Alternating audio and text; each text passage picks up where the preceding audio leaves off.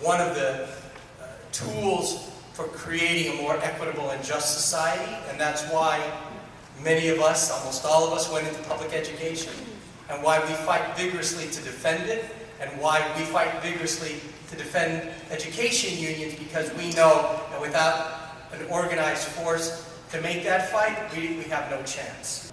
It means a lot of work for you, but it's going to require your leadership to help us navigate these difficult times and come out successful on the other end. So I want to thank you. So what is it that we're facing now? There are a whole slew of things. This morning I heard the latest jobs report.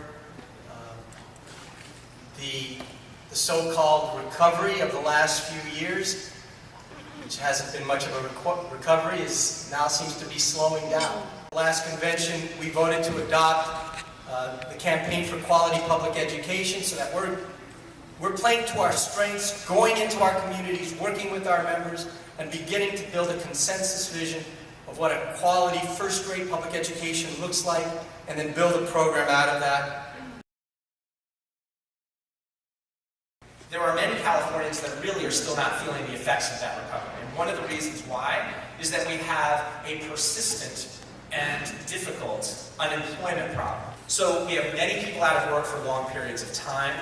This exacerbates problems in the economy of many different stripes, including income inequality. We're trying to think about how do we bring together a variety of stakeholders that within communities that can be on the same page to fight for change in the workplace and beyond. And what we're seeing is that strategy has helped us to tap the potential that domestic workers offer. It harnesses kind of their aptitude for building bridges across communities, across issues, and their leadership flourishes, it grows and leaps and bounds, and it's creative, and then it can move people to the core, inspire many more people to become supporters of the labor movement and a different sector of workers to join the labor movement. Despite the march towards income inequality and despite Citizens United and all of the money that gets spent to transfer wealth to very, very few, and California has really bucked that trend, and that's not an accident.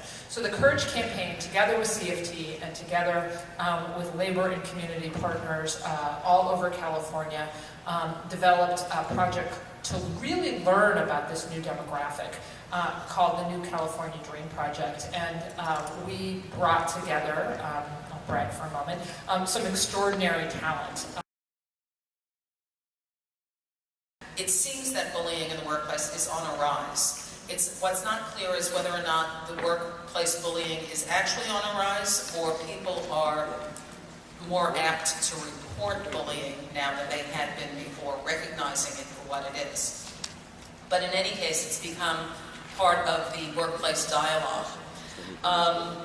So the purpose here is to make sure that we do a little bit of what in the 60s and 70s we used to call consciousness raising about the issue, so that when members come to you, we can focus in on what's important and what we can recognize for purposes of representing those members as an appropriate response.